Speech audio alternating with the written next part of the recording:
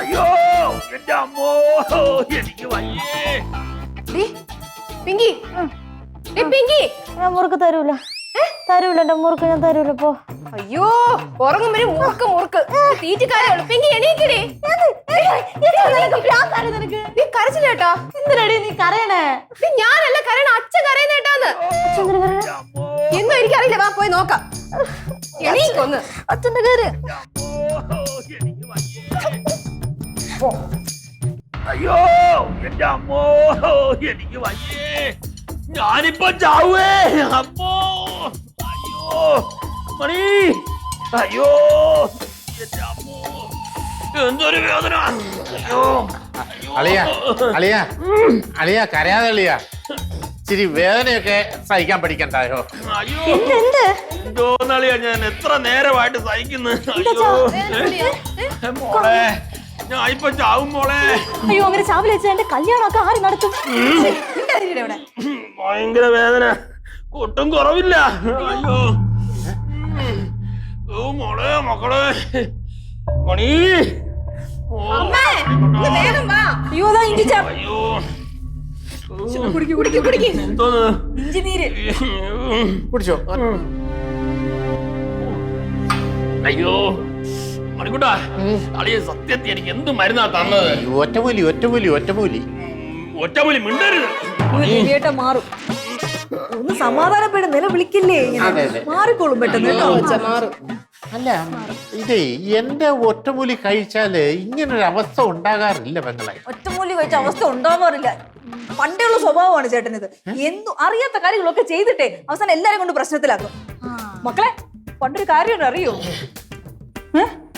ഞാനേ സ്കൂളിൽ പഠിക്കുന്ന കാലത്ത് ചേട്ടൻ ഞാനും കൂടെ ഒരു ഇടവഴിയിൽ കൂടെ സ്കൂളിൽ പോവാണ്. ചേട്ടൻ എന്റെ പുറകെ വരുന്നത്, ഞാൻ ഫ്രണ്ടിൽ പോകണം. ദൂരെ നിന്നൊരു പട്ടി ഓടി വന്നിട്ടേ കടിക്കാൻ വരികയാണ്. ഇത്ര വലിയ സൈസുള്ള പട്ടി കണ്ടു കഴിഞ്ഞാൽ തന്നെ പേടിയോ. പക്ഷെ എനിക്ക് എന്താ ധൈര്യം, മണിക്കുട്ടൻ ചേട്ടൻ എന്റെ പുറകെ ഉണ്ടെന്ന്. പട്ടി വരണ കണ്ടിട്ട് ഞാൻ മുന്നോട്ട് തന്നെ നടന്ന് പട്ടി എടുത്ത് വെച്ചു. ഞാനിങ്ങനെ സിനിമ സ്റ്റൈലിൽ ചേട്ടനെ ഒന്ന് തിരിഞ്ഞു നോക്കിയപ്പോ ചേട്ടൻ എവിടെ എവിടെ എവിടെ എവിടെ മരത്തിന്റെ മണ്ടയില്. ഇങ്ങനെയുള്ള മനുഷ്യനാണിത്. അല്ല അതൊരു പ്രത്യേക സാഹചര്യത്തിൽ അങ്ങനെയൊക്കെ സംഭവിച്ചു പോയി അന്ന്. സാഹചര്യത്തിൽ സംഭവിച്ചു പോയി. അങ്ങനാണെങ്കിലേ നീയും അങ്ങനെ അങ്ങ് മിടിക്കുകയാണ്ട കേട്ടോ. പിന്നെ അതെ, ഞാൻ പണ്ട് ചെറുതായിട്ട് ഇനി ഒന്ന് തോണ്ടിയന് നീ ചുറ്റിയെടുത്ത് എന്റെ ഉച്ചിലടിച്ചു. ചുറ്റിയെടുത്ത് അടിച്ചെങ്കിൽ കാര്യമായി പോയി. ചുറ്റിയെടുത്ത് അടിച്ചെങ്കിൽ കാര്യമായി പോയി. അങ്ങനെയാണെങ്കിൽ ഇതും കണക്കായി പോയി. കണ്ട വേണമെന്ന് വെച്ച് ചെയ്തതാണെന്നപ്പോ. ആന്നടി വേണമെന്ന് ചെയ്താ. അറിഞ്ഞൂടാത്ത മരുന്നും കലക്കി കൊടുത്ത് മനഃപൂർവ്വമാണല്ലേ എന്റെ അച്ഛൻ ഈ അവസ്ഥ ഉണ്ടാക്കിയത്. വലിയ ഗ്രാഹ്യമൊന്നും ഇല്ല അല്ലേ? പിള്ളേര് പറയുന്ന കേട്ടോ. പിള്ളേര് പറഞ്ഞെങ്കിൽ കാര്യമായി പോയി. കണക്കല്ലേ പറഞ്ഞു. ഞങ്ങളെ ആര് പറഞ്ഞാലും നീ ഇങ്ങനെ പറയരുത്. കൈ വളരുന്നോ കാല് വളരുന്നോ നോക്കി എന്നെ നെഞ്ചത്തിട്ട് വളർത്തിയോളാം. അതിനെ ഞാൻ നെഞ്ചത്തിട്ട് വളർത്തി ഒന്നും പറയണ്ട. നിങ്ങൾ വേണ്ടി പോരുത്. ഒന്ന് നിർത്തുവാ രണ്ടാളും. മനുഷ്യ ഇവിടെ വേദന എടുത്ത് ചാവാൻ പോണത്. അപ്പോഴാണ് രണ്ടും കൂടെ പഴമ്പുരാണ് നടത്തുന്നത്, ആംഗളയും പെങ്ങളും കൂടി. ഒന്ന് നിർത്ത. ഗ്യാസ് ആയിരുന്നു മക്കളെ പോയി വേദന മാറി. കണ്ട ഞാൻ കൊടുത്ത എഞ്ചിനീയറിന്റെ ഫലം. അതൊന്നും അല്ല പെങ്ങളെ.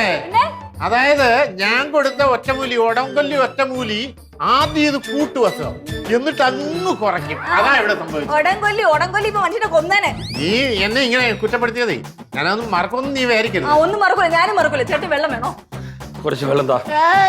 ഞാൻ കൊടുത്തോളാം. എന്റെ ഭർത്താവിന് വെള്ളം കൊടുക്കാൻ എനിക്കറിയാം. അല്ലല്ല എന്റെ അളിയന് വെള്ളം കൊടുക്കാൻ എനിക്കറിയാം. അല്ല നീ അങ്ങനെ പറ്റില്ല. ഞാൻ കൊടുക്കും.